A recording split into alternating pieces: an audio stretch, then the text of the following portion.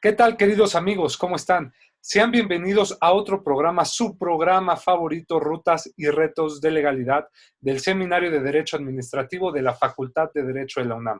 Este programa es conducido en lo general por la doctora Sonia Venegas Álvarez, directora de este seminario. El día de hoy, quien va a conducirlo es su amigo Juan Negrete.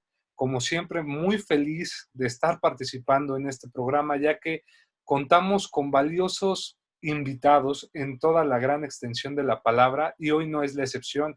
Hoy estamos de manteles largos por dos cosas. Vamos a tratar un tema muy interesante. El tema es el régimen laboral de los trabajadores de las instituciones electorales en México. Estamos hablando ya un adelanto de lo que sería el derecho burocrático, pero sobre todo visto desde la óptica para los trabajadores en materia electoral, si lo queremos ver. Y segundo, estamos de manteles largos ya que contamos con la valiosa presencia de un gran especialista en el tema, un gran amigo, un gran abogado. Él es eh, maestro en Derecho Procesal Constitucional de la Universidad Panamericana, es socio fundador y cuenta con una firma, su propia firma que se llama LH Consultoría Legal, la cual es enfocada en servicios legales con especialización en las áreas de derecho laboral, corporativo, administrativo, seguridad social. Ha participado en múltiples eventos, seminarios, ha impartido clases, imparte academia en múltiples universidades del país y también en muchas empresas. Cuenta con una gama muy grande de participaciones como ponente, tanto en el Poder Judicial de la Federación, tanto en radio digital a través de 1530 AM, ahorita en este también. Y vaya, ha tenido un desempeño laboral muy amplio que si dijera toda su síntesis curricular, fíjense, solo la síntesis nos llevaría un programa entero. Entonces realmente es un gusto para mí presentar al maestro Luis Alberto Hernández. Gracias, querido maestro, por estar con nosotros en este espacio. Gracias por hablar con nosotros de un tema muy interesante. Y vaya, yo no soy la estrella, usted es la estrella aquí. Me gustaría abrirle el panorama para todos nosotros con una pregunta. ¿Qué debemos entender en primer lugar por esto del derecho burocrático? Y de ahí cómo lo vamos a ir aterrizando a este sistema de en materia electoral, por así decirlo, este derecho burocrático electoral, si me permite la expresión. Adelante, Claro que sí. maestro. No, pues claro que sí. Muchas gracias. Al contrario, el gusto es mío de compartir en este día con ustedes. Y es un tema sumamente interesante. De por sí el tema del trabajo burocrático, del trabajo y del régimen de los trabajadores al servicio del Estado, es un área de especialización. Pero si hablamos del régimen de trabajadores al servicio del Estado en instituciones electorales, digamos que es una subespecialización, porque aquí hay unas cuestiones que vamos a tratar de manera pragmática para que se aprenda cuál es la diferencia principal. La diferencia entre el derecho burocrático y el derecho del trabajo en general, bueno, pues es muy simple. En este caso, se trata del patrón. ¿Quién es el patrón? El patrón es una institución pública, es un ente público el que está pagando y por lo tanto la relación laboral tiene una modificación o un cambio, una forma diferente de tratarse y de verse a través del régimen burocrático. La Ley Federal de los Trabajadores al Servicio del Estado nos marca algunas pautas interesantes de cómo hacer el tratamiento. Es una relación bilateral entre un órgano de gobierno y una persona física. Esa persona física, en este caso, que presta un servicio. Y la ley burocrática establece que hay, digamos, tres tipos de trabajadores. Digamos que son los trabajadores de base, los trabajadores de confianza y los trabajadores por honorarios. Claro, también hay trabajadores que marca la ley burocrática, como son los de lista de raya, que hoy por hoy ya esa distinción ya pasó a la historia, pero digamos que esos son los tres grandes elementos de las diferencias de los trabajadores burocráticos. O sea, son trabajadores, repito, de base, que son los sindicalizados, trabajadores de confianza, que son de libre remoción, es decir, los puedes remover en cualquier momento de acuerdo a la ley, sin responsabilidad para la entidad gubernamental, y los trabajadores de honorarios que están en una tercera categoría y que no tienen los mismos derechos que los otros trabajadores. Ahora lo voy a explicar y vamos a ver las diferencias con estos trabajadores de organismos electorales y organismos constitucionales autónomos, ya sean locales o federales. Ahorita les voy a explicar por qué. un órgano constitucional autónomo, en este caso, un órgano que no depende directamente del gobierno. En definición de Jaime Cárdenas, el doctor Jaime Cárdenas, es el que se suele crear cuando existen problemas institucionales en los países y cuando hay una falta de credibilidad en la administración, entonces se genera un órgano constitucional autónomo. ¿Para qué? Para que permita a través de ese órgano constitucional autónomo tener un régimen especial y se pueda generar la confianza de la ciudadanía. En este caso, el IFE fue creado en 1991 como una institución completamente ciudadana. No se trataba de generar un ente de gobierno, sino que se trató de una institución ciudadana que fue evolucionando a través de diferentes formas, de diferentes reformas a la Constitución, para darle lo que hoy está plasmado en el artículo 41, que es sumamente extenso y nos habla de una estructura institucional de todas las facultades que tiene este organismo autónomo, tanto en la organización de elecciones como en la credencial para votar. Está constituido efectivamente por un consejo que debería de ser, en mi opinión, un poco más ciudadano, porque hoy por hoy la elección de los consejeros viene por los partidos políticos, y esa ha sido precisamente una de las grandes críticas a los organismos electorales en el país.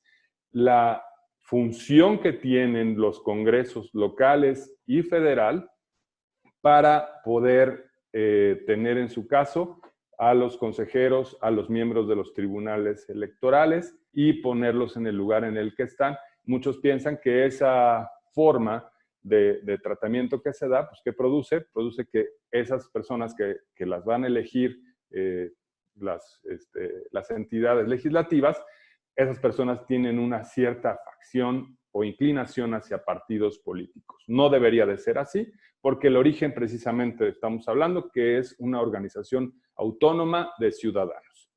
Sin embargo, esas funciones específicas de los órganos electorales han ido transitando, como lo decía yo anteriormente, y hoy por hoy los trabajadores de esas organizaciones, en ese momento cuando se crea el instituto, pues no tenía ningún problema. Se contrataba personal externo, ¿sí?, para realizar la mayor parte de las funciones, porque en realidad solo durante los periodos electorales es cuando tenía, digamos, el Instituto Federal Electoral en aquel entonces, tenía esa naturaleza de estructura gubernamental que requería muchos trabajadores, ¿ok? Bueno, pero pasando al tema de manera específica, en los órganos electorales en la actualidad, y a diferencia de los órganos laborales o de de los órganos federales o de cualquier otra naturaleza burocrática, tenemos 4 grandes ramas y distinción de trabajadores, que las voy a explicar. La primera es la del servicio profesional, la segunda de la rama administrativa, la tercera de los trabajadores por honorarios y la cuarta de los trabajadores eventuales de los procesos electorales. Y voy a explicar cada una de ellas. Antes que las explique, maestro, Sí. estas 4, entendemos, son, por ejemplo, o por lo que se puede decir, 4 tipos de trabajadores, pero dentro del ámbito del INE, en materia burocrática. Es correcto, pero se replican en los organismos electorales estatales. Ajá. Por una razón. Con la reforma constitucional del 2014 se creó algo que se llama el Servicio Profesional Electoral a nivel nacional. El Servicio Profesional a nivel nacional que hizo por mandato de la Constitución, que ahora ese Servicio Profesional Electoral Nacional permeara en todas las instituciones electorales, porque cada una antes del 2014 tenía su propio régimen. Y entonces tú te encontrabas con que en Baja California, por ejemplo, no sabían en dónde tenían que litigarse los asuntos en materia burocrática. Entonces tenía que entrar los tribunales colegiados y definir la competencia. No, mira, te vas al Tribunal Estatal de Conciliación o te vas a tal tribunal. O sea, no había como un régimen muy específico. A partir de 2014, la Constitución obligó a los órganos electorales estatales a, digamos, a formar un núcleo general de organismos electorales. No dependen del INE de forma directa, pero sí dependen del INE en muchas decisiones y entre ellas ese servicio profesional electoral. Y entonces, bueno, ¿qué hacen los organismos electorales estatales?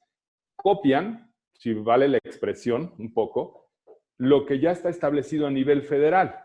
Y entonces lo plasman en sus reglas, lo plasman en su materia laboral y ahora el régimen es muy parecido, tanto a nivel federal como a nivel estatal. Entonces vamos a encontrar que ahora ya la competencia está definida, que ahora ya hay un régimen especial de Servicio Profesional Electoral Nacional y que si tú perteneces al mismo, puedes pertenecer a cualquier órgano electoral a nivel nacional, no solamente al INE, sino puedes pertenecer al Instituto de Participación Electoral, al Instituto, al OPLE, que se les llama OPLES, ¿no?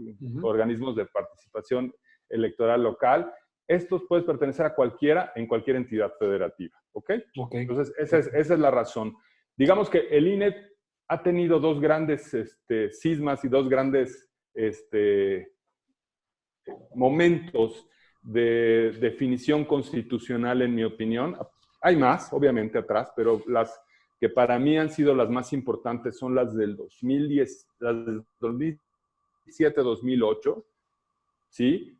Esta reforma fue, ya me estoy desviando un poco del tema, pero nada más la voy a poner como introducción. Esta reforma fue la derivada de cambiar toda la comunicación de los partidos políticos. Toda la radio y televisión ya no puede hacerse propaganda a ningún partido político y entonces se ordena que el INE tenga la facultad de regir todo lo que son transmisiones de radio y televisión que tenga que ver con partidos políticos. Antes, tú pagabas el dinero que tú consideraras y tenías los anuncios que pudieras tener en cualquier televisora o cualquier radio. Hoy por hoy, a partir de esa reforma de 2007 y 2008, cambia el paradigma y dicen, no, espera, no puedes, ya no, tú te quieres promocionar, sí, pero tienes que pasarme primero la pauta, lo que vas a decir, yo lo autorizo, veo que cumpla con las cuestiones electorales, que no estés vulnerando ningún otro derecho, y entonces sí la transmitimos. Y te adjudico los tiempos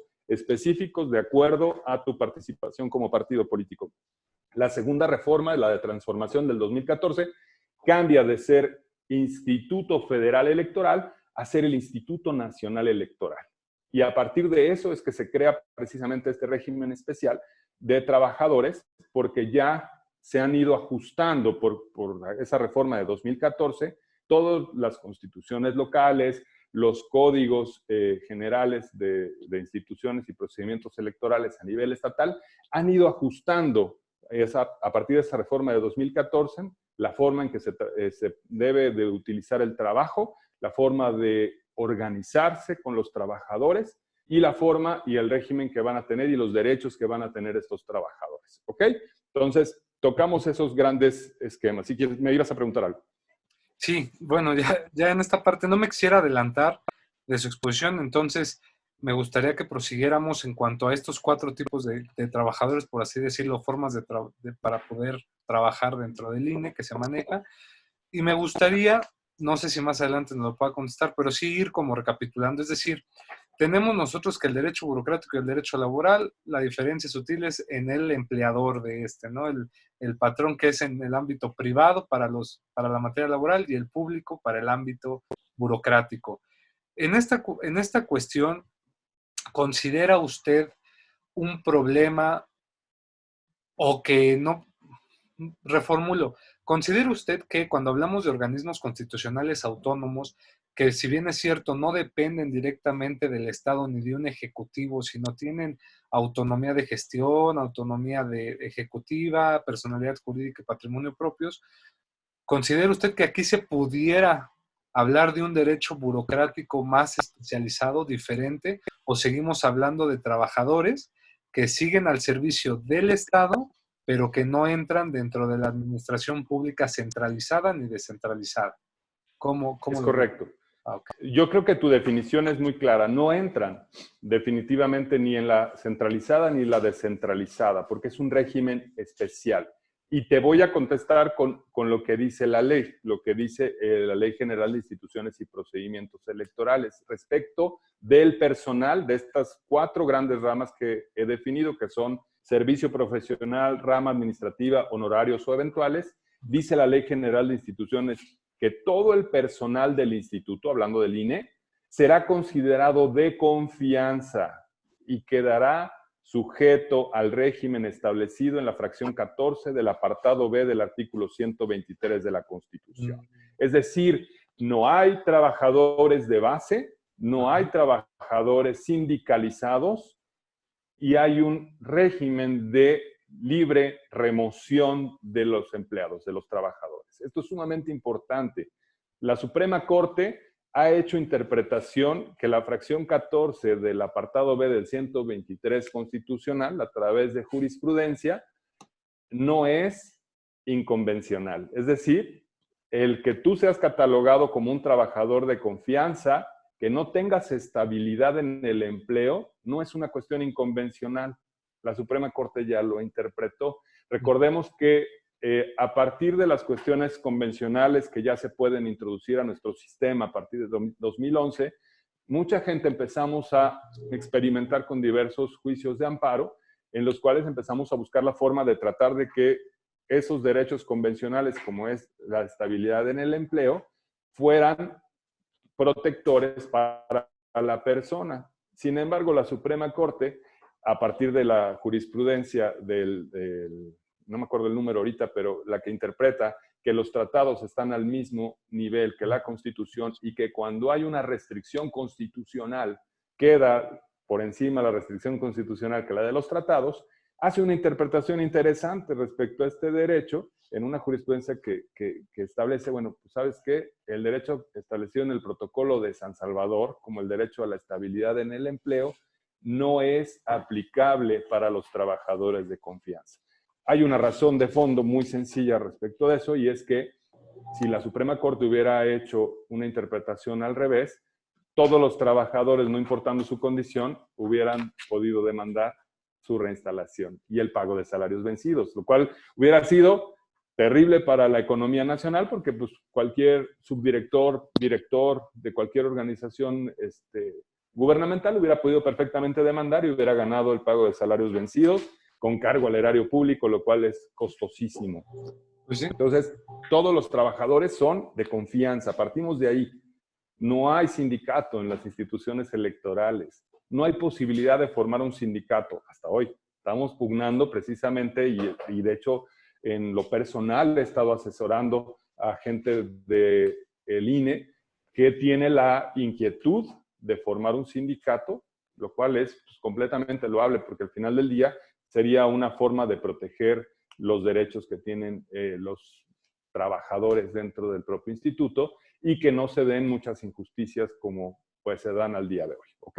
Entonces, primera característica de todos los trabajadores y la más importante de los trabajadores al servicio de instituciones electorales es que todos son de confianza.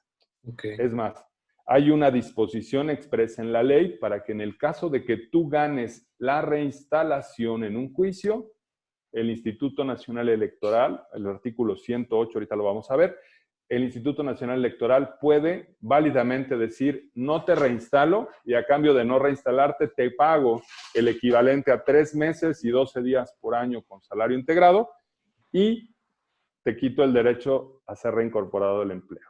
O sea, no hay estabilidad en el empleo. Esa es una gran realidad y eso es algo sumamente importante y una característica que tenemos que entender y saber para poder distinguir, digamos, el trabajo burocrático del trabajo del régimen de instituciones de instituciones electorales, perdón, los trabajadores al servicio de instituciones electorales. Entonces, tenemos Servicio Profesional Nacional Electoral. Ese servicio profesional, digamos, es la base constitutiva de todas las instituciones electorales. Son cargos específicos que están establecidos en las normas y que permiten la funcionalidad constante de los organismos electorales. Son cargos que, por ejemplo, se tienen como tareas la función de organización, de capacitación electoral, del Registro Federal de Electores. O sea, son cargos, digamos, que son una base, pero sin ser trabajadores de base. Tienen ciertos derechos tienen establecidos derechos especiales desde su ingreso, ¿no? El ingreso al servicio profesional está a través de concursos. Puede cualquier persona concursar, puede cualquier persona que se sienta con la capacidad y el conocimiento entrar a ese concurso del servicio profesional electoral por una plaza, puede entrar. Una vez que ya ingresó, se tiene que estar actualizando, tiene que cumplir con estándares y tiene que cumplir con esa educación continua y esa capacitación continua para seguir perteneciendo. A cambio de eso, ¿qué obtiene? Obtiene cierta estabilidad, no de pleno derecho, porque no existe esa estabilidad por restricción constitucional, pero sí tiene una cierta estabilidad, porque mientras cumplas, solamente podrás ser destituido en caso de cometer una falta, digámoslo así, de cierta manera grave, ¿ok? Y aún a pesar de ser destituido, bueno, pues tienes el derecho de impugnarlo, como vamos a ver ahorita. Los trabajadores de la rama administrativa, digamos que es esa segunda etapa de la estructura, esa segunda capa de la estructura de cualquier organización gubernamental o no gubernamental. Digamos que son las personas que realizan todas las tareas de carácter administrativo, prácticamente tienen los mismos derechos que el personal del servicio profesional electoral, salvo algunas prestaciones, y no tienen que cumplir necesariamente con estos procesos de capacitación constante que nos establece el servicio profesional electoral. Como el servicio es muy parecido al servicio de carrera. Si han conocido, han sabido del servicio de carrera, es muy parecido al servicio profesional electoral, pero con sus cuestiones muy específicas, muy atinentes a la materia y de especialización en cada una de sus áreas. ¿Ok? Perfecto. Luego sigue una gran rama que tienen los organismos electorales, que se trata de los trabajadores de honorarios. Los trabajadores de honorarios, yo siempre he sostenido que a pesar de tener un régimen que los saca completamente de cualquier situación o cualquier derecho laboral, para mí es el régimen más, digamos que más lastimado en sus derechos, porque eres trabajador de facto, cumples con un horario, estás subordinado a tu empleador te proporciona las herramientas de trabajo, tú no decides cuándo vas o no vas a tu oficina, tú tienes que ir todos los días, te tienes que presentar en un horario determinado. Sin embargo, al momento en que te despiden o al momento en que tú quieres ejercer tus derechos, ay no, pues eres de honorarios, no te toca nada y que te vaya bien. Esos trabajadores, afortunadamente, las salas, tanto superior como las salas del Tribunal Electoral, las salas regionales, han establecido un nivel de protección interesante en esos trabajadores. Les han reconocido el derecho a poder demandar, les han concedido el derecho a poder reclamar tanto su incorporación a la rama administrativa, como también el derecho que les sea reconocido el pago de las indemnizaciones a que tienen derecho cuando se separan. Y por último, y no menos importante, los trabajadores eventuales en procesos electorales. Para darnos una idea de la importancia que tiene esto último, que son los trabajadores eventuales en procesos electorales, de todo lo que es servicio profesional, trabajadores de rama administrativa y trabajadores por honorarios, el INE tiene en promedio una plantilla laboral como de 12,000 trabajadores, entre 10 y 12,000 trabajadores, más o menos. Cuando llegan los procesos electorales y se contrata a estos trabajadores eventuales, la institución llega a tener entre 35,000 a 40,000 trabajadores.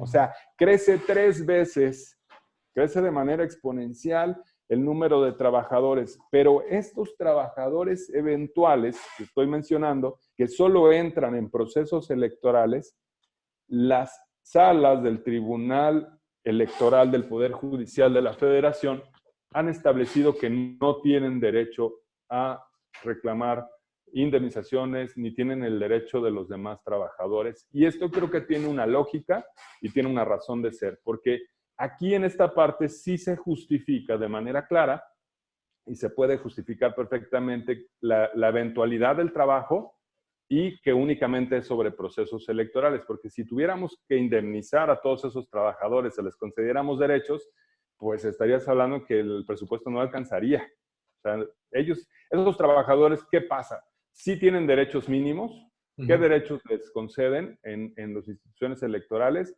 Se les da un seguro, normalmente un seguro de vida. Antes, no me acuerdo, no sé si ahorita, pero antes se les daba un seguro de gastos médicos para protegerlos y se les paga, se les establece muy claro cuánto se les va a cubrir en su tabulador de honorarios. Tú incluso concursas para la capacitación electoral.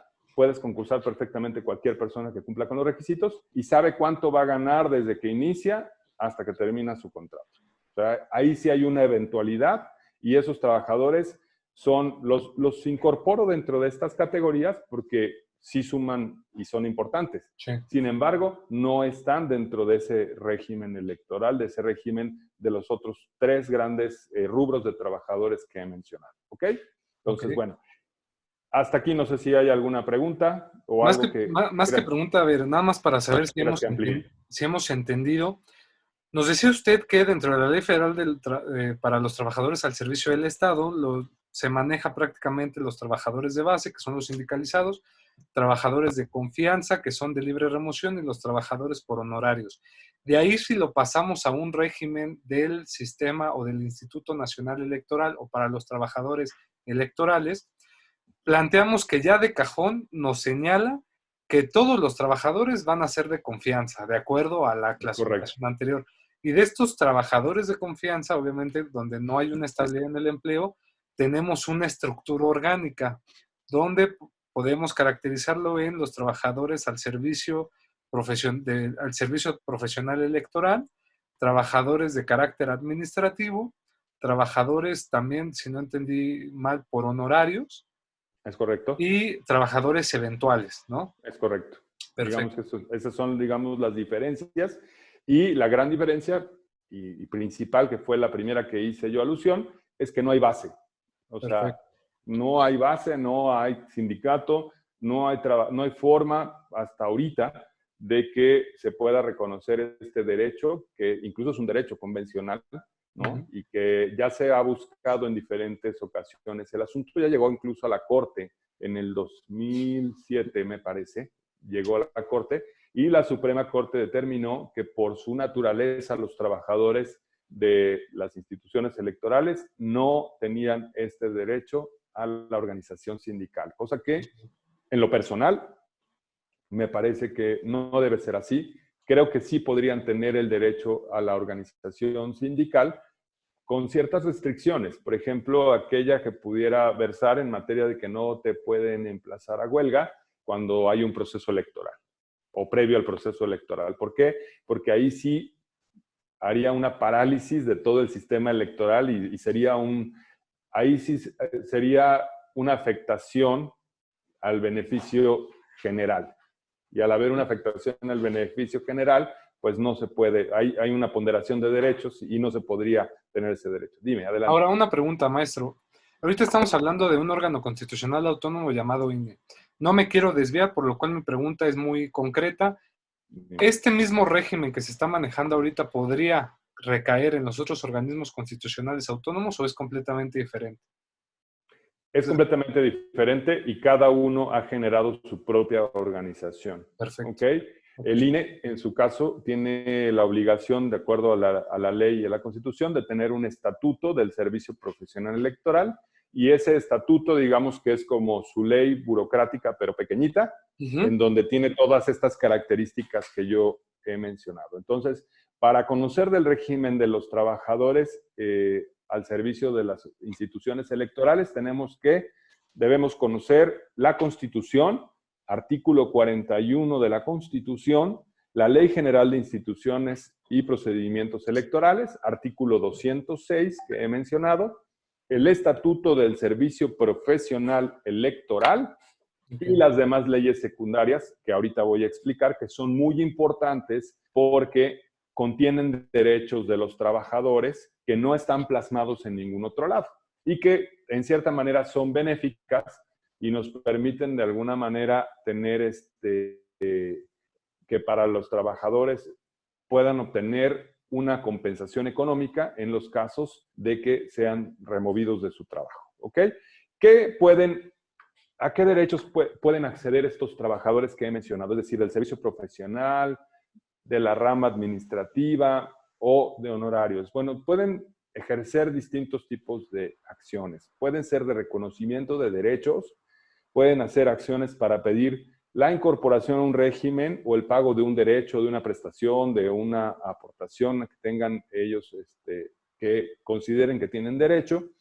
Acciones por despido o por la afectación de alguna resolución del órgano electoral, acciones para pedir el pago de una compensación económica o aquellas derivadas de la seguridad social y reconocimiento de beneficiarios. En este último caso de seguridad social, es importante señalar que el Tribunal Electoral las ha acotado.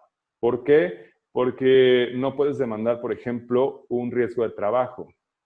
No hay forma de que tú demandes un riesgo de trabajo ante el Tribunal Electoral, que lleves a cabo una prueba pericial médica, que lleves a cabo un diverso tipo de probanzas para acreditar que el riesgo de trabajo tuvo como consecuencia el pago de una indemnización o de una incapacidad parcial permanente. Eso no lo puedes reclamar y nos remite entonces al Tribunal Federal de Conciliación y Arbitraje o O en sea, la Junta Federal.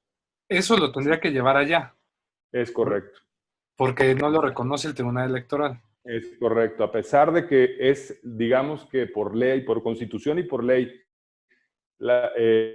el órgano judicial que tiene la obligación de dirimir todos los conflictos laborales, a través de criterios, el Tribunal Electoral escindió esa parte y dijo, no, yo no me voy a meter en esos chismes de las cuestiones de periciales médicas y de todo ese tipo de cuestiones.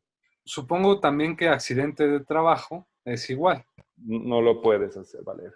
No, Perfecto. entra dentro de esa categoría de los accidentes de trabajo, riesgos profesionales, riesgos de trabajo. Aunque lo hagas valer, el Tribunal Electoral te va a declarar incompetente o te va a decir que no es la vía o te va a responder que no lo puedes llevar ahí. Esa parte es sumamente importante porque luego hemos visto nosotros como profesionales del derecho que hay mucho desconocimiento de cuál es la vía y cuál es la forma de demandar en este caso de trabajadores y entonces van y demandan en diferentes juntas de conciliación o tribunales burocráticos como consideran a bien hacerlo, ¿no?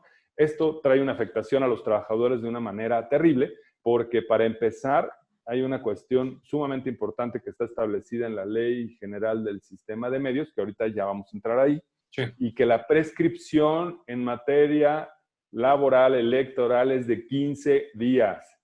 O sea, son 15 días para que tú elección laboral electoral. ¿Ok? ¿Me escucha, Entonces, maestro? solamente son 15 días, no son 2 meses, no son como en otras materias, no son 4 meses. Y te escucho. Perdón, es que ahorita, Bueno, como que ahorita hola. se alentó un poco el Zoom, por lo cual me gustaría si nos pudiera repetir esto de los 15 días para los que no hubiéramos escuchado esta parte. Sí, como que se alentó la transmisión. A ver, otra vez. Si nos pudiera repetir, por favor. ¿Ya está funcionando mejor? Sí, ya, muchas gracias. No sé si nos pudiera volver otra vez a comentar lo de los 15 días para que lo tengamos presente nuevamente, Sí. por favor. Gracias.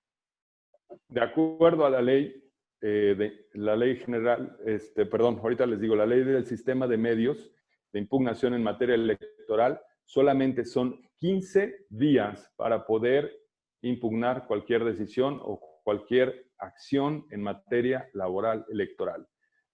A diferencia de la materia laboral, ya sea federal o local, de la Ley Federal del Trabajo, apartado A, son 2 meses, apartado B, burocrático, son 4 meses para ejercer acciones, y obviamente también esto tiene otra vertiente. Lo que son prestaciones, sí, de acuerdo a la interpretación que ha hecho el propio Tribunal Electoral, sí las puedes reclamar dentro del periodo de 1 año, ¿ok? Prestaciones nada más, no indemnizaciones, no acciones por despido, no reconocimiento de derecho. Para eso solamente tienes 15 días. Y entonces encontramos que hay muchas demandas que después atiende el Tribunal Electoral porque le llegan por incompetencia, pero que de inicio vienen prescritas porque el abogado metió mal la demanda y la presentó ante tribunales burocráticos, la presentó ante otro tipo de instancias. Entonces, es sumamente importante conocer que en materia laboral electoral, si pertenece al INE, es sala superior del Tribunal Electoral o salas regionales, de acuerdo a su competencia, las que van a conocer del juicio. Si el trabajador no es del INE, sino de un órgano autónomo estatal, va a ser el tribunal que esté en su estado el que va a conocer de los conflictos o diferencias laborales de los trabajadores. Y es lo mismo, son 15 días, ahí no cambia eso para nada. En ambos procesos, ya sea federal o sea estatal, son esos 15 días de los que hablamos. Entonces, para que lo sepan y tengan esa información de manera pragmática, si algún día llegan a asesorar a un trabajador en materia laboral electoral, solamente tienen 15 días, como si metiéramos un amparo. Entonces hay que trabajar muy rápido, hay que conseguir las pruebas muy rápido, hay que pedir las pruebas, hacerlo de manera correcta. ¿Ok? Ok. No sé si me escucho ahí porque de repente como que también se perdió la conexión. No, ¿Sí me sí, escuché? sí, sí se escuchó, pero sí quisiera como retomar. Nada más como en este consejo que nos dice es, para ver si entendimos, todo lo que tiene que ver con la materia de los trabajadores al INE, tenemos 15 días para promoverlo y esto se hace no yendo directamente al Tribunal Federal de Conciliación y Arbitraje, sino se No. tiene que presentar ante el Tribunal Electoral del Poder Judicial, Ya ante sea la federal. sala, y este va a conocer o este Tribunal Electoral, la sala lo turna a la competencia laboral, o ella es la que dirime. No. Ella Ella dirime. es la que dirime. De acuerdo a la ley del sistema de medios de impugnación en materia electoral, el título quinto son, en realidad, 14 artículos de esta ley de medios de impugnación en materia electoral. Van del artículo 94 al artículo 108. O sea, es muy reducido el procedimiento que ha establecido la sala y utiliza supletoriamente la ley federal burocrática y la ley federal del trabajo. Y Digamos que entonces, se ha ido construyendo y ellos mismos van a, fíjate lo sí, interesante, ya voy a llegar ahí, pero van a conocer del conflicto. Si tú presentas tu demanda ante la sala superior y no es un trabajador de oficinas centrales o de órganos centrales del INE, te la va a mandar a la sala regional que le corresponda. Sí te va a admitir la demanda, te va a dar trámite, pero te la va a turnar a una sala regional que corresponda. Sí, puede ser de Toluca, puede ser de Guadalajara, puede ser de Monterrey. ¿Ok? ok. Puede ser esas salas o de la Ciudad de México. Pero en general son las salas del Tribunal Electoral. Y otra característica sumamente importante que ya vamos a ver más adelante, y bueno, al final, es que van a decidir de manera única y no es atacable por ninguna vía su decisión. O sea, lo que tú hagas bien o mal en ese proceso o la forma en que te resuelve el Tribunal Electoral, no hay ningún recurso judicial efectivo para poder impugnarlo. No cabe el amparo, no cabe ninguna apelación, no cabe absolutamente nada. No hay, digamos, un régimen de casación que pudiera revisarle al Tribunal Electoral y decirle, oye, Tribunal Electoral, pero aquí te equivocaste, aquí hiciste mal tu tarea, hiciste mal tu trabajo, violaste o violentaste algún derecho, debes de reponer el procedimiento, etcétera. No, es único y se resuelve de manera inatacable. ¿Ok? Eso Bueno, es eso, sumamente eso lo importante. entiendo por la naturaleza misma del Tribunal Electoral del Poder Judicial de la Federación, que viene siendo la Suprema Corte, pero en materia electoral, ¿no? Se supone que es Exacto. culpable. Pero aquí creo que hay una confusión, si nos pudiera dar luz entonces. ¿En qué momento el trabajador del Instituto Nacional Electoral o el trabajador electoral, en qué momento tiene que ir al ámbito de los tribunales burocráticos en materia laboral y en qué momento entonces tiene que ir a los 15 días ante el Tribunal Electoral del Poder Judicial de la Federación? Ok. Siempre y cuando haya una determinación del Instituto Nacional Electoral que afecte derechos de los trabajadores o se considere violentado un derecho, voy a poner un ejemplo. Vamos a pensar que todos mis compañeros trabajadores del instituto reciben una cantidad de dinero mensual, realizan el mismo trabajo que yo, ¿ok? Y yo no lo recibo, pero hacemos la misma tarea y tenemos incluso la misma categoría. O hay una diferencia entre nuestro tabulador. Yo puedo reclamar ante la sala superior que me nivelen esa tabulación salarial porque es mi derecho a trabajo igual, pago igual. Es un principio legal, un principio constitucional. Entonces puedo reclamarlo. ¿A partir de qué momento? Yo puedo decir que como esas cuestiones son de tracto sucesivo y se van dando quincena con quincena, puedo yo decidir en cualquier momento. Pero ¿qué pasa si mi jefe inmediato me destituye? Ok, me destituye el día de hoy, sí, pero yo tengo a partir del día de hoy 15 días hábiles para impugnar esa decisión. ¿Qué voy a reclamar siempre en mi demanda cuando hay una destitución? Voy a demandar mi reinstalación al trabajo, de acuerdo a interpretación del propio Tribunal Electoral, y creo que es correcta porque no está comprendido en ninguna norma. Solamente puedes reclamar la reinstalación. No puedes reclamar la indemnización, a diferencia de la materia del trabajo, que todos sabemos que es optativo, que puedas reclamar tu indemnización constitucional de 3 meses o la reinstalación. Soy destituido, puedo reclamar mi reinstalación. Pero aquí voy a entrar a algo más interesante.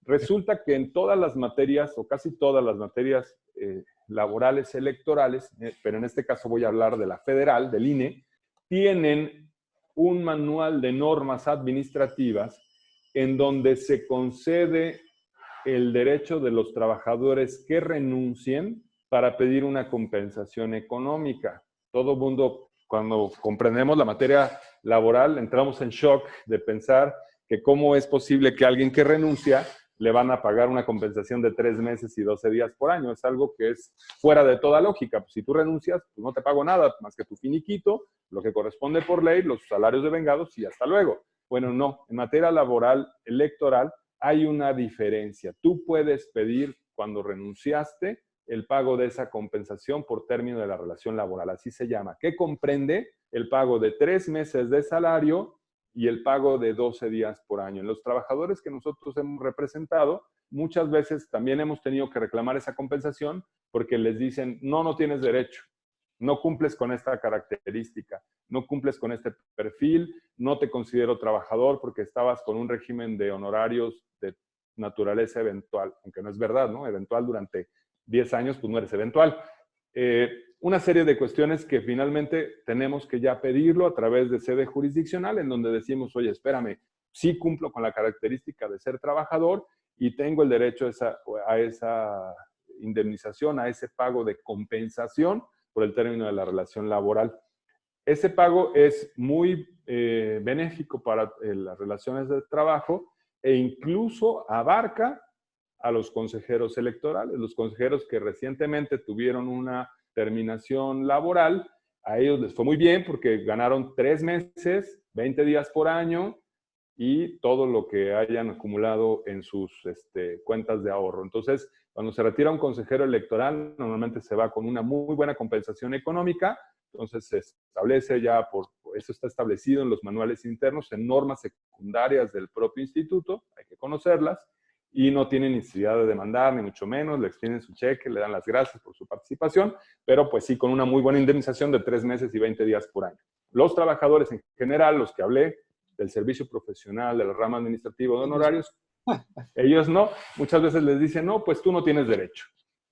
Porque, ¿qué crees? No cumples con tal característica, porque a lo mejor sí te considero 3 años que estuviste en honorarios permanentes, pero estos 8 años que tienes atrás trabajando en honorarios que yo le llamo eventuales, no te los voy a considerar, aunque nunca se haya roto la relación de trabajo. O sea, no te considero. Y pues 8 años, si tomas en cuenta 12 días por año de eso, pues sí es una cantidad importante de dinero, es una compensación económica que es importante, y eso es muchas veces lo que reclamamos. Entonces, esas son, digamos, que los diferentes tipos de acciones que están establecidas para el régimen especial de estos trabajadores.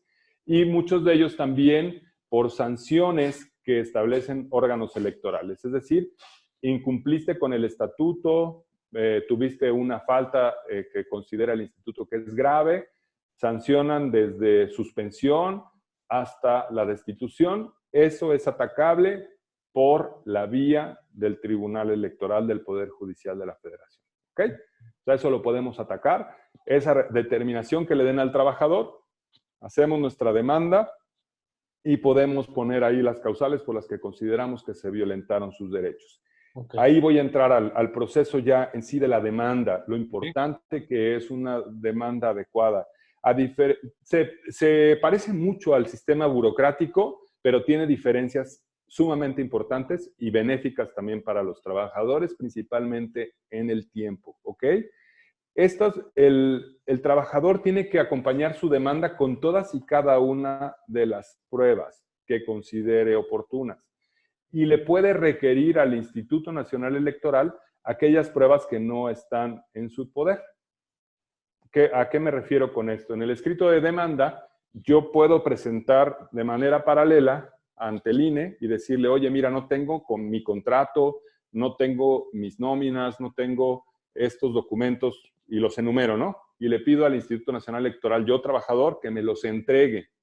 Como no me los va a dar de forma inmediata, por lógica, ¿sí? Ya estamos preparando el juicio, entonces le decimos al Tribunal Electoral, oye, Tribunal Electoral, de todas las pruebas que te acompaño, adicionalmente yo le pedí al INE todas estas, pero no me las dio. Ahora tú requiérele al INE para que te las entregue. Y en una manera muy rápida en el desarrollo del proceso, el tribunal va a actuar del lado del trabajador para requerir esas pruebas. Entonces es sumamente importante que preparemos bien nuestro juicio, que sepamos perfectamente bien qué pruebas vamos a aportar dependiendo de la acción que tengamos que ejercitar y preparar todas y cada una de las pruebas que sean admisibles. Pueden ser pruebas confesionales, pueden ser pruebas documentales, pueden ser pruebas de inspección que normalmente no las admiten porque precisamente tienes tú esta facultad de pedirle al instituto que te exhiba los documentos, entonces es ocioso pedir una inspección. O sea, puedes pedir tú a la autoridad que te exhiba los documentos que no están en tu poder, sería muy ocioso una prueba de inspección. Pruebas testimoniales creo que ya las mencioné, y en general todas las mismas pruebas que puedan ser admisibles en un proceso de todas las demás materias. ¿Ok? La idea del proceso laboral electoral es que sea un proceso que la litis se fije de manera muy rápida. En cuanto tú presentas el escrito, le van a dar un término al instituto que es un término muy corto para emitir su contestación y ofrecer sus pruebas. Tenemos que el proceso se encuentra regulado en la Ley General del Sistema de Medios de Impugnación en materia electoral y va del artículo 94 al artículo 108 de dicha ley. Entonces, ya les comentaba yo que el artículo 97 establece cómo debe de tener características generales la demanda, el nombre del trabajador, el acto, resolución que se impugna, los agravios que se están causando con esta determinación y las pruebas que se deben acompañar, así como, bueno, pues por lógica, la firma autógrafa, ¿no? Una vez que ya se tiene la demanda, se le da vista al Instituto Nacional Electoral para que conteste y lo tendrá que hacer dentro de los 10 días siguientes. Una vez contestada la demanda, de nueva cuenta le dan vista a la parte trabajadora para que manifieste o exprese si es su deseo objetar pruebas. Puede hacerlo dentro de la audiencia, pero mi recomendación siempre es analizar la contestación a la demanda y de preferencia objetar las pruebas en ese mismo momento. De fijar la litis, digamos ya de manera general, porque así le haces más sencillo el trabajo al Tribunal Electoral. El Tribunal Electoral ya con una litis definida, parte trabajadora, parte institucional, ya puede decirnos entonces cuáles son las cargas probatorias, ver qué pruebas son óptimas para desahogar y es una sola audiencia. Esta parte, aquí voy a entrar a esta parte que está establecida en el artículo 101 de la Ley de Medios. La voy a reducir así, es muy largo el nombre, voy a decir la Ley de Medios cuando me refiero a la Ley General del Sistema de Medios. Y el artículo 101 establece que se va a celebrar una sola audiencia de conciliación, de admisión de pruebas, desahogo de pruebas y alegatos. Esto es, una sola audiencia, se acabó tu juicio. Ok. Sumamente interesante porque es Sí. un proceso laboral expedito en realidad. Nuestras normas en materia burocrática tuvieron a bien establecer también un proceso muy expedito. Y ese proceso expedito está establecido en la Ley Federal de los Trabajadores al Servicio del Estado, donde se supone que también debería de operar una sola audiencia, y esa sola audiencia podría ya dar por concluido el juicio. En la práctica, todo el mundo sabemos que eso no es así.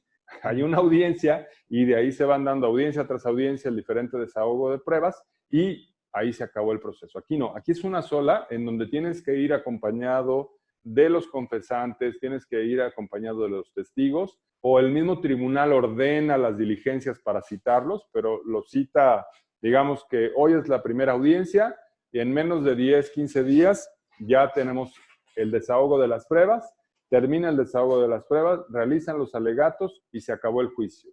Dentro de los 15 días, dice la propia ley, va a emitir su resolución el Tribunal Electoral. Una resolución definitiva e inatacable, como estaba yo mencionando, a la cual ya no puede haber ninguna cuestión. Y antes de llegar a eso de la definitividad, también hay algunas cuestiones procesales interesantes. Si nosotros ofrecemos confesionales dentro del juicio para que las desahogue un alto funcionario, de los que nos define la ley, que no está en ninguna ley, pero el Código Federal de Procedimientos Civiles estableció en algún momento la definición de altos funcionarios y la jurisprudencia nos ha dado esa definición. Altos funcionarios entienden personas que por su calidad, su cargo, no pueden estar yendo a las audiencias. Entonces, si ofrecemos la confesional de un consejero electoral, de un secretario ejecutivo, de un director ejecutivo del INE, el tribunal la va a desahogar a través de, de un oficio. Es decir, no van a asistir a la audiencia, lógicamente, y va a ser a través de oficio que se desahogue esa prueba confesional. En mi opinión, la verdad es que es demasiado ocioso ofrecer esa prueba, porque pues el oficio te lo va a contestar el jurídico y él lo va a exhibir y nada más lo va a firmar el confesante, entonces no le veo mucho sentido.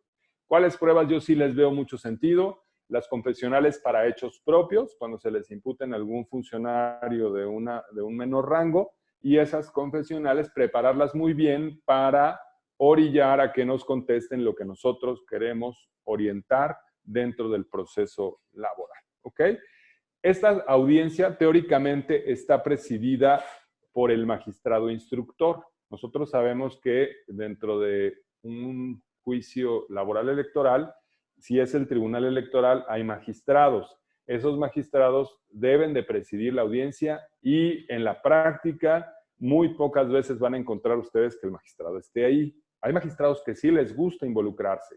Hay magistrados que dirigen la audiencia, escriben directamente, es decir, dictan en la audiencia y que les gusta estar ahí.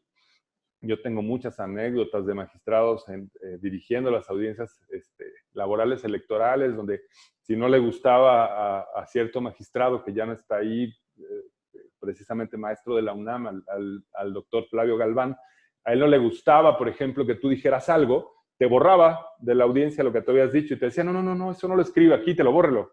O sea, no te, oiga, pero yo me estoy expresando, sí, pero eso no nos sirve para nada, bórrelo. Y le ordenaba al secretario que borrara, cosas así muy curiosas, que finalmente no es lo mismo que tú estés llevando una audiencia con un secretario, una mecanógrafa, a que la estés llevando con quien va a decidir sobre tu juicio. Eso es una cuestión sumamente diferente, es una cuestión, un cambio que cuando nos ha tocado vivirlo, es una experiencia muy divertida, muy buena. Es algo completamente diferente en el proceso laboral electoral. Ya son pocos, en realidad, los magistrados que se involucran en este desahogo de audiencias. Me ha tocado en salas regionales, en Guadalajara me ha tocado, en Toluca, en la Ciudad de México, pero en realidad son los secretarios los que dictan toda la audiencia, ya tienen ahí un formato, se va bastante rápido, es un proceso sumamente expedito. Esto quiero comentarlo y traer a colación que la reforma laboral del 2019 a través del proceso de juicios orales trata de que haya un procedimiento que sea muy parecido. El traer la oralidad al proceso laboral, siento que nos va a poder permitir, si no hacerlo tan rápido como son estos juicios laborales electorales, nos va a permitir hacerlo muy similar, porque la conducción del juez permite precisamente que no te estés distrayendo con cosas. O sea, vamos a depurar el proceso, ya se estableció la demanda, la contestación, ya está la litis, Vamos a depuramos el proceso, vemos qué pruebas y aquí mismo las decimos cuáles aceptamos, cuáles no aceptamos y las que sea posible desahogar, las desahogamos de un primer momento y se acaba el juicio. Entonces, esto lo digo como una forma también interesante para que los estudiantes se involucren, puedan ir incluso a esas audiencias en materia laboral electoral. Yo se los recomendaría mucho porque nos va a permitir ver una parte de la materia laboral que no conocen muchas personas y que no me creen que exista y que sea tan rápido. Mientras un proceso laboral convencional de apartado A puede durar hasta 4 o 5 años, mi proceso más largo laboral electoral me ha durado 5 meses. Bueno, ahorita con la pandemia ya todos ya duraron más, pero los procesos más largos que yo he tenido en materia laboral electoral ya con sentencia ejecutoriada son 4 meses, máximo, no más, y ya con cumplimiento de sentencia. Entonces estamos hablando que es un proceso muy ágil, muy rápido, y es un proceso que permite que se resuelvan las cosas de manera inmediata. ¿Dónde está el problema? Ya con esto voy a finalizar. ¿Sí? En que las sentencias sean definitivas e inatacables. Se ha intentado estipular en diversos amparos una violación directa a los artículos 8 y 25 de la Convención Interamericana de Derechos Humanos por no existir un recurso efectivo dentro de los procesos laborales electorales. Y creo que no le falta razón a esa forma de pensar de algunos litigantes en cuanto a la impugnación a partir de un derecho de cualquier tipo de revisión que existiera en nuestros procedimientos. Porque, ¿cuál es la naturaleza específica de un tribunal electoral? Pues la materia electoral. O sea, no son especializados en materia laboral y no es su culpa porque tampoco es un requisito indispensable que tú como magistrado electoral tengas conocimiento de la materia electoral, de la materia laboral, perdón. No, y no nace con esa sustancia, ¿no? No nace con esa sustancia. Entonces, yo veo dos posibles soluciones. Sí. O que le quiten al tribunal electoral la atribución de llevar estos procedimientos, estos procesos laborales, o en su defecto que se permita el juicio de amparo, un solo juicio, es decir, amparo directo, se revise la resolución laboral y se determine si hay o no hay una violación. Cualquiera de estas dos soluciones siempre las he pensado que ayudarían mucho al proceso laboral electoral, porque somos humanos, ajá, nos podemos equivocar y si no hay una autoridad que te revise, pues entonces es de cierta manera riesgoso el no tener una autoridad que te revise y que tú seas instancia única, inatacable. En materia electoral creo que sí se justifica porque finalmente es un tribunal especializado y que por orden constitucional no permite que haya no permite que haya ninguna revisión en ningún otro tribunal. Es una resolución y se acabó. Pero en materia laboral creo que sí nos falta mucho. Nos falta mucha capacitación, hemos aprendido sobre la marcha. Yo tengo más o menos alrededor de, ¿qué será? Unos 13 años, entre 13 y 14 años dedicándome a esta materia. La conozco bien, pero sí te puedo decir que la hemos construido juntos. El tribunal y los litigantes, el tribunal y las partes, porque me tocó trabajar en el Instituto Federal Electoral, después en el INE. Entonces me tocó defender al INE como parte como apoderado legal, y fuimos construyendo de manera conjunta todo este proceso laboral, porque estamos hablando que son 14 artículos de una ley que pues no te van a dar la luz en todo. Entonces tienes que aplicar la ley burocrática, tienes que aplicar la ley federal del trabajo e ir construyendo esta materia. No sé si tengas alguna pregunta ya para que concluyamos con la plática. Pues realmente, querido maestro Luis Alberto Hernández, creo que fue muy, muy claro. Creo que muchas preguntas se fueron contestando. Realicé las pertinentes en este punto y considero yo que pues realmente pues es un tema sumamente interesante, querido maestro. Gracias, gracias. Más que unas preguntas, es un agradecimiento. Gracias por su tiempo, por su disponibilidad. Agradecemos mucho al doctor Raúl Juan Contreras Bustamante, director de la Facultad de Derecho de la UNAM, al maestro Ricardo Rojas Arévalo, director de Educación a Distancia, y a la doctora Sonia Venegas Álvarez, pero sobre todo a usted, nuestro querido invitado. Gracias por su tiempo. Quedó muy claro el tema. Ojalá haya muchos temas más para que sigamos avanzando, sigamos viendo y analizando este tema burocrático en materia electoral, ya tocando puntos ya más específicos de toda esta amena charla que nos dio. Y realmente a todos los que nos ven, gracias, suscríbanse, compartan este material, regálenos un like, porque en la medida en que nosotros crecemos, hacemos que se transmita el conocimiento jurídico, ya que esto es una causa que tenemos y abanderamos los universitarios para el bien de todos en común y de la cultura jurídica. Gracias, querido maestro Alberto. Al contrario, gracias a ustedes. Y le mando un fuerte abrazo a la distancia. Un abrazo. Gracias. Claro que sí.